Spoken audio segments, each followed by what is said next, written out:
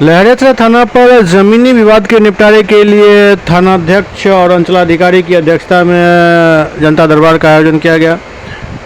इस दौरान कई मामलों का निपटारा किया गया। कुछ जटिल मामले भी सामने आए जिनको फिर अगली तारीख दी गई। आपको लगता है कि उसके बाद भी 143 मतलब कोर्ट में चल रहा है।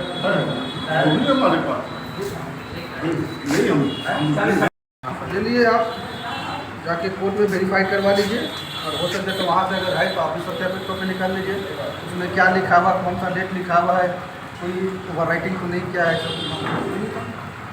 सब इन्फॉर्मेशन भी डाल करके आपको देंगे हम। वही कह रहे हैं।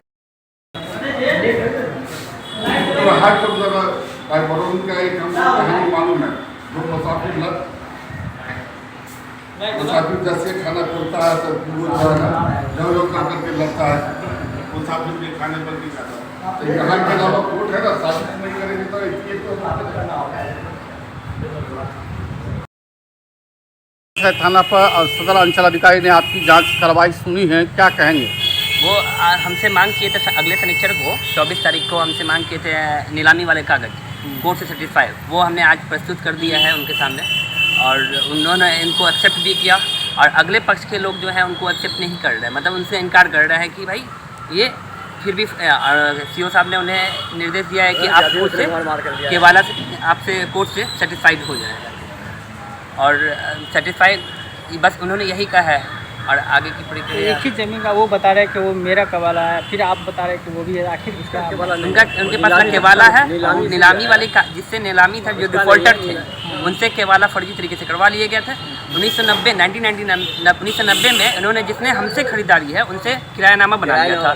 किरायानामा बनाने के बाद उन्होंने 1993 में डिफॉल्टर से केवाला करवा लिया। केवाला करवाने के बाद अब उन्हीं को लेकर के इन लोगों ने बस दावा कर रहे हैं। ना इनके पास जमाबंदी है, ना कुछ है, कुछ भी नहीं है, ना ऑनलाइन कुछ शो कर रहा है। तो अभी सीओ साहब ने क्या कहा गया आपको? उन्होंने ये कहा कि मतलब उन्होंने पेपर देख लिया सबने, सीओ साहब ने पेपर देख लिया है। तो उन्होंने कहा भाई इनका पेपर तो सही है, समझा। उसने अगले ने कहा इसको इन्होंने वहाँ जा करके इन्होंने ऊपर से मोहर मरवा दिया। अच्छा, हमारा वो खाली जाएगा। अच्छा, अभी मोहर मरवा दिया है उसी पर, समझा। तो मैंने कहा तो उसको तुम जाके निकाल लो। और वहाँ इसका एक आदमी है जिसका नाम जफर है, जो रिकॉर्ड रूम में जो रिकॉर्ड रूम में वही धंधा करता ही है। रिकॉर्ड रूम में उसका जफर नाम का आदमी है, अब वही ये सब काम करवा रहा है। आपका शुभ नाम? हमारा नाम निसार अहमद। कहाँ घर हुआ? मोहल्ला करमगंज मौला।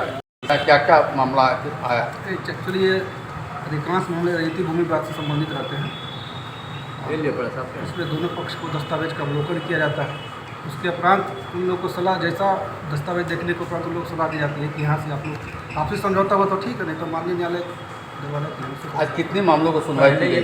2 मामला था। एक पिछले की सुनवाई चल रही थी, पुनः दूसरे पक्ष ने अपना दस्तावेजों को स्थापित करने के लिए समय की मांग की।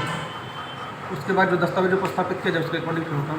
सर अभी मौलागंज के पास मतलब जो मामला आया है जो आपस में दोनों का ही एक ही यहाँ पर बता रहा है, क्या है इसका?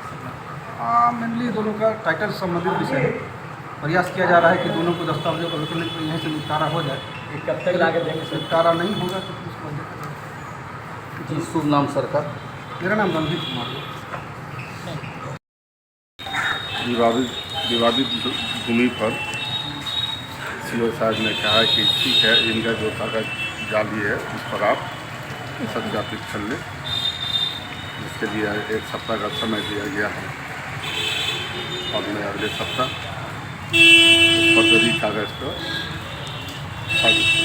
क्या आज आपने नहीं दिखा पाए हैं जो उसके कारण बोला है कि आप पेपर में हमारे पास सारी कागज है। यहाँ नीलामी के बाद फिर नीलामी हुआ जिस घोटाले को पर्दाफाश मोहम्मद निसार छिपा, जिसकी कागज सत्यापित हमारे पास है।